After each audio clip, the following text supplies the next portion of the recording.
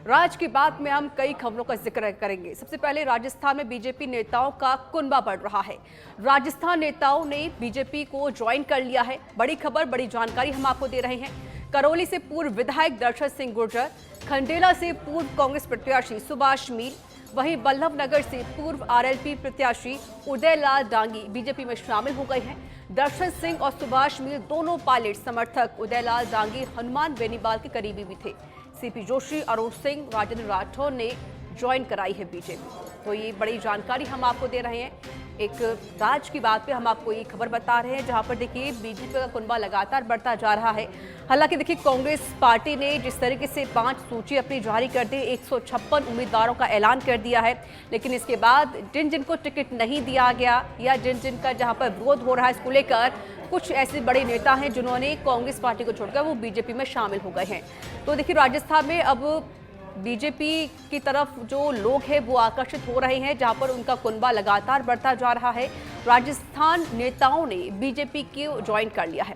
करौली से पूर्व विधायक दर्शन सिंह गुर्जर, खंडेला से पूर्व कांग्रेस प्रत्याशी सुभाष मील, इसके साथ ही बल्लभनगर से पूर्व आरएलपी प्रत्याशी उदयलाल डांगी ने बीजेपी को ज्वाइन कर लिया है। दर्शन सिंह और सुभाष मील दोनों पायलट समर्थक हैं। उदयलाल डांगी हनुमान बेनीवाल के करीबी भी थे।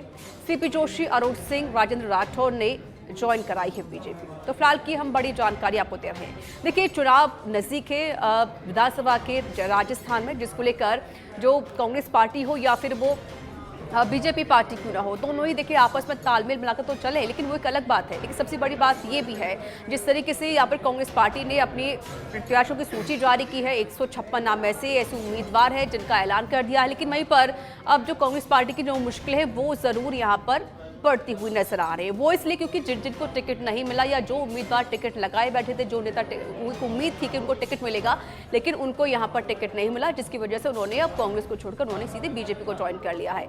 अब बीजेपी का जो कुनबा है वो लगातार बढ़ता हुआ दिखाई दे रहा है। आसान राह जरूर बीजेपी के लिए हो रही है, लेकिन मुश्किलें जरूर यहाँ पर कांग्रेस पार्टी के लिए खड़ी हो रही हैं। तो राज्य की बात में हम ये अब जिक्र कर रहे हैं, जहाँ पर देखिए जो बीजेपी का कुनबा है वो लगातार बढ़ रहा है राजस्थान में, क्योंकि जिनको टिकट नहीं दिया है कांग्रेस पार्टी की तरफ से, अब वहाँ पर जो नेता है वो अब कांग्रेस को छोड़कर बीजेपी को ज्वाइन कर रहे हैं। और राज्य की बात में एक और बात का जिक्र कर लेते हैं। सीएम गहलोत का जयपुर एयरपोर्ट पर एक वीडियो काफी ज्यादा वायरल हो रहा है। एक दंपति ने एयरपोर्ट पर सीएम अशोक गहलोत से मुलाकात की और इस दंपति ने कहा कि आपका नाम सुना तो हम आपसे मिलने के लिए रुक गए। हम अबू धाबी से यहाँ आए हुए हैं और बनी पार्क में रहते हैं। हम स्पेशल वोट देने के लिए यहाँ पर आए हैं। दंपति ने यह भी कहा कि हम आपसे प्यार करते हैं। देखिए राजस्थान का चुनाव नजदीक है, 25 नवंबर को वोटिंग होनी, लेकिन एक अद्भुत एक नज़ारा, एक अद्भुत जो वीडियो है वो सामने आया है, जहां पर अबू धाबी से एक दंपति राजस्थान आया। उन्होंने एयरपोर्ट पे यहाँ पर सीएम को देखा, उन्होंने कहा कि हम आपसे बहुत प्यार करते हैं, हम स्पेशली यहाँ पर सिर्फ आपके लिए वोट देने के लिए आए हैं, क्योंकि चुनाव नज़दीक है, तो हम चाहते हैं कि फिर से राजस्थान में अशोक गहलोत की सरकार बने, कांग्रेस की सरकार फिर से रिपीट हो, एक यही कोशिश।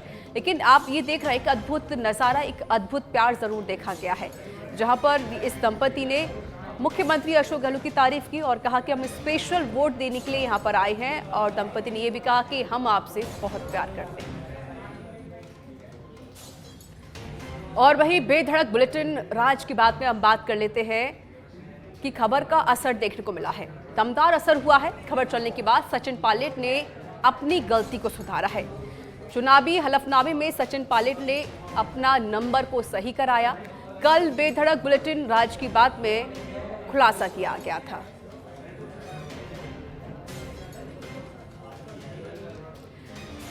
तो देखिए पायलट की ओर से हलफनामे में 9 डिजिट का फोन नंबर देने का खुलासा हुआ था। खबर चलने के बाद पायलट ने आरोप के समक्ष अपनी गलती को स्वीकारा और पायलट ने हलफनामे में अपना सही नंबर लिखवा दिया है फॉर्म में।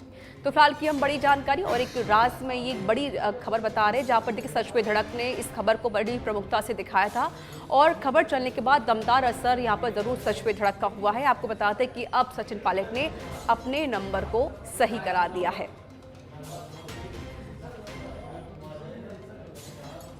और राज की बात में एक और बात कर लेते हैं। 2 बड़े नेताओं की मुलाकातों में छुपी है बड़ी खबर। आज पीसीसी चीफ गोविंद सिंह डोटासरा ने परसराम मोरदिया से मुलाकात की है। पीसीसी चीफ डोटासरा ने मोरदिया के आवास पर जाकर हुई मुलाकात की है। चुनावी सीजन में इस खास मुलाकात के कई गहरे मायने हैं।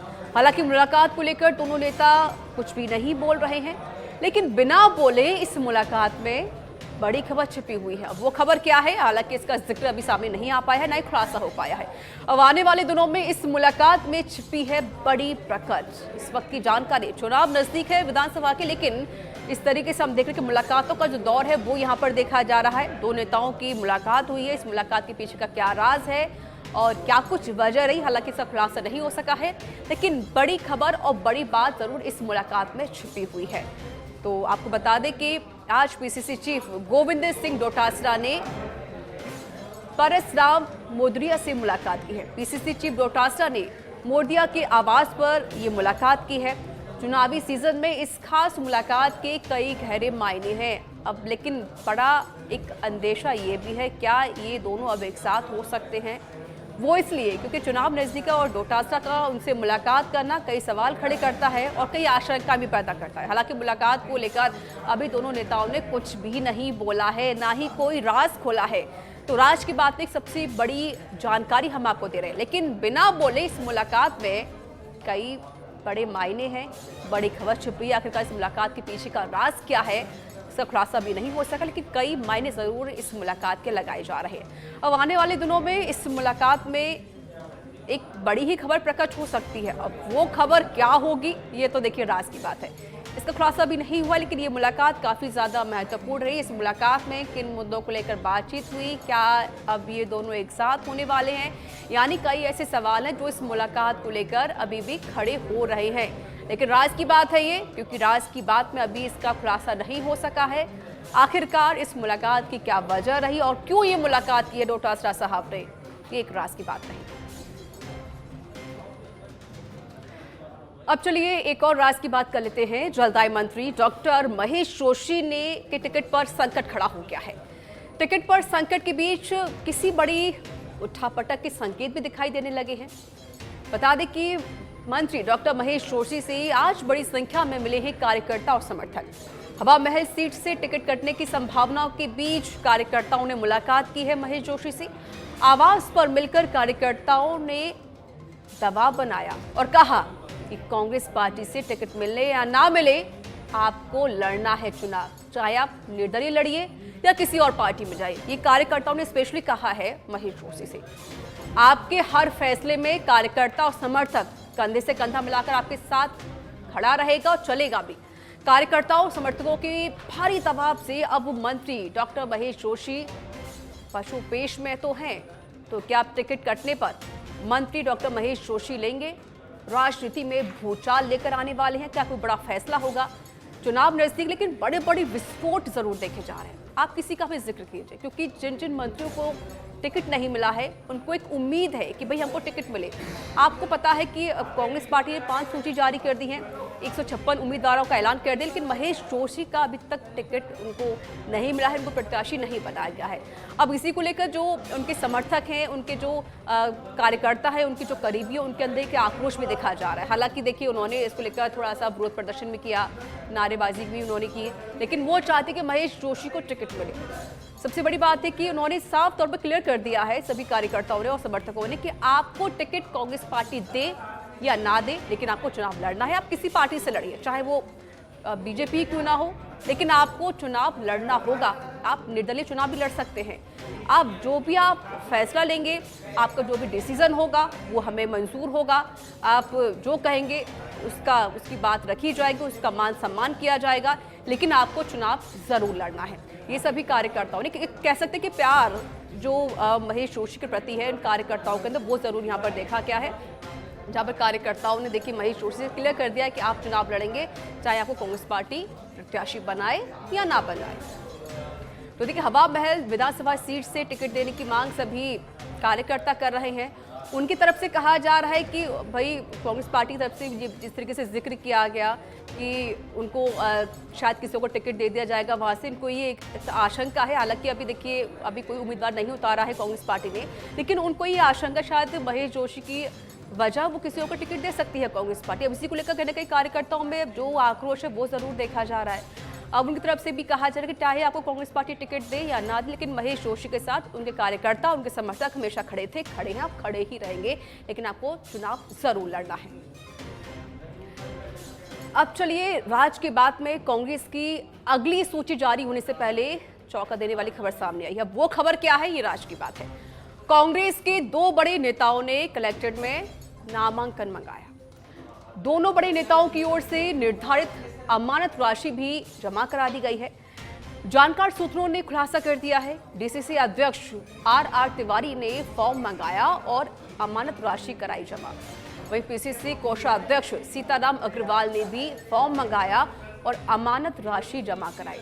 डीसीसी अध्यक्ष आर तिवारी को हवा महल सीट से चुनाव लड़ने से संकेत मिले हैं। वहीं पीसीसी कोषाध्यक्ष सीताराम अग्रवाल को विद्याधर नगर सीट से लड़ने का इशारा मिल गया है। अब 2 जगह पेच फंसे हुए हैं। एक तरफ जिस तरीके से कांग्रेस पार्टी का कई जगह विरोध हो रहा है, कई ऐसी सीटें हैं जहां पर कांग्रेस पार्टी के जो कार्यकर्ता है वो विरोध कर रहे हैं। जिस तरीके से हमने आपको बताया कि महेश जोशी का एक पूरा जिक्र कर लें, उनकी तरफ से मांग की जा रही है कि भाई उनको बावल से टिकट दिया जाए, लेकिन उनको अभी प्रत्याशी नहीं बनाया गया है। ये राज की बात है। हालांकि अब जिस तरीके से अब जो सूत्रों ने खुलासा कर दिया है, उन्होंने कहा कि डीसीसी अध्यक्ष आर तिवारी ने फॉर्म मंगाया और अमानत राशि जमा कराई। और इसके साथ ही कहा यह भी जा रहा है कि जो डीसीसी अध्यक्ष है आर तिवारी ने फॉर्म मंगाया और अमानत राशि को जमा कराया गया। वहीं पीसीसी कोषाध्यक्ष सीताराम अग्रवाल ने भी फॉर्म मंगाया और अमानत राशि को जमा कराया। डीसीसी अध्यक्ष आर तिवारी को हवा महल सीट से चुनाव लड़ने के संकेत मिल चुके हैं। ये बड़ी अपडेट और एक राज की बात हम आपको बता रहे हैं, शायद पता नहीं होगी लेकिन बड़ी राज की बात है ये। वहीं पीसीसी कोषाध्यक्ष सीताराम अग्रवाल को विद्याधर नगर सीट से लड़ने का इशारा मिल चुका है, इसलिए उनको यहाँ पर देखिए उनके फॉर्म मंगाए गए, उन्होंने अपनी अमानत राशि को भी जमा कराया। बड़ी राज की बात है, लेकिन इसका खुलासा पूरी तरीके से नहीं हो सका है। लेकिन जिस तरीके से सूत्रों के हवाले से जो बड़ी खबर सामने आ रही है, कांग्रेस की अगली सूची जारी होने से पहले अब चौंका देने वाली खबर और एक चौंका देने वाला राज है ये। कांग्रेस के 2 बड़े नेताओं ने कलेक्ट्रेट से नामांकन पत्र मंगाया। दोनों बड़े नेताओं की ओर से निर्धारित अमानत राशि भी जमा कराई गई। जानकार सूत्रों ने यह खुलासा कर दिया है। डीसीसी अध्यक्ष आर तिवारी ने फॉर्म मंगाया और अमानत राशि जमा कराई। इसके साथ ही वही पीसीसी कोषाध्यक्ष सीताराम अग्रवाल ने भी फॉर्म मंगाया और अमानत राशि जमा कराई।